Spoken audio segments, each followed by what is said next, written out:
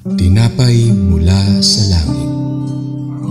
A daily morning devotion with CRC family.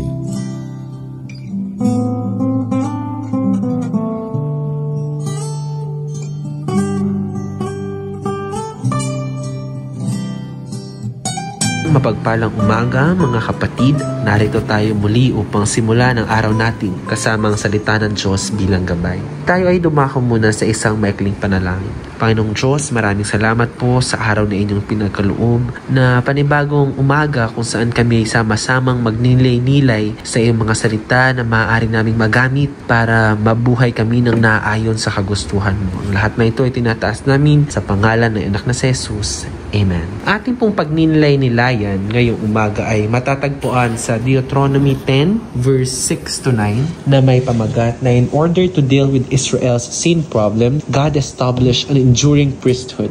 So atin pong basahin ang mga bersikulo. Sabi sa verse 6, the Israelites traveled from the wells of Beni Jaakan to Mosera. There, Aaron died and was buried, and Eleazar his son succeeded him as a priest. Verse 7, from there they traveled to Godgoda and to Jotbatha along the streams of water. Verse 8, at that time the Lord set apart the tribe of Levi to carry the ark of the covenant of the Lord, to stand before the Lord, to minister and to pronounce blessings in his name as they still do today. That is why the Levites have no share or inheritance among their fellow Israelites. The Lord is their inheritance, as the Lord your God told them. Pagpalain po ang mga salita ng Diyos. At alam po natin na yung yung pagiging saserdote o yung pagka-saserdote or priesthood in English na minention sa mga verses na binasa natin ay hindi lamang isang religious position or religious responsibility or obligation. Ngunit ito ay tinatag bilang isang paraan upang maibalik at mapanatili ang relasyon sa pagitan ng Diyos at ng kanyang mga tao. And we can see here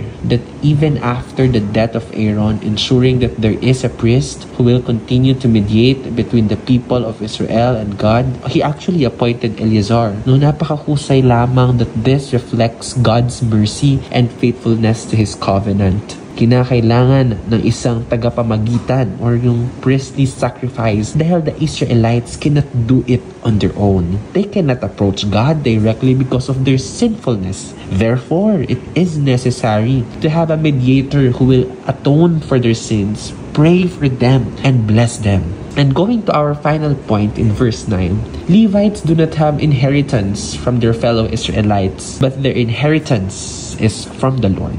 The passage also emphasizes the roles of the Levites, which are threefold. First is to carry the ark, which symbolizes the presence of God among His people. Second is to serve before the Lord, standing as the holy representatives of the people in the presence of God. And third, bless His name, offering blessings on behalf of the people to invoke God's favor and mercy. So they were actually set apart to serve God directly, and their reward was God's presence and service to Him. Thus, from this verse, we are reminded that our true inheritance is not earthly possessions, but of those in heaven, such as the salvation that He offers us. Priesthood in Israel was actually central to the restoration of the covenant. Ang mga kasalanan ng mga tao ay patuloy na tinutubos sa pamamagitan ng mga hain na inialay ng mga saserdote na tinitiyak na sila ay mananatili sa kaugnayan sa ating Diyos. And just like how these verses revealed to us God's continual provision for His people and the Levites calling to serve in God's presence and mediate blessings, we too, tayo rin po, are also called to a life of service in Christ, who is our eternal, habang buhay, who is our eternal high priest, that we may inherit our inheritance directly from Him. Yun lamang po at naway napagpala kayo ng mga salita ng ating Panginoon at tayo muli ay dumako sa isang maikling panalangin. Aming Diyos, maraming salamat po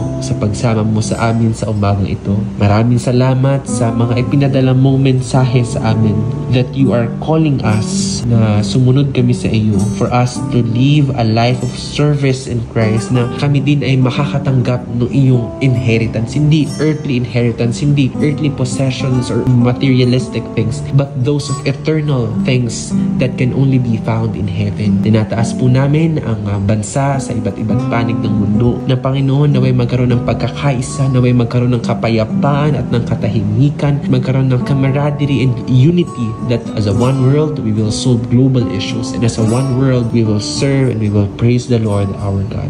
Ang lahat ng po ito ay tinataas namin sa pangalan ng Anak ni Jesus. Amen.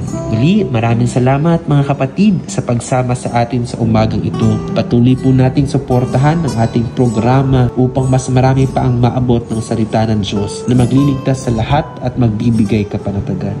Muli, magandang umaga at pagpalain nawa tayo ng may kapal.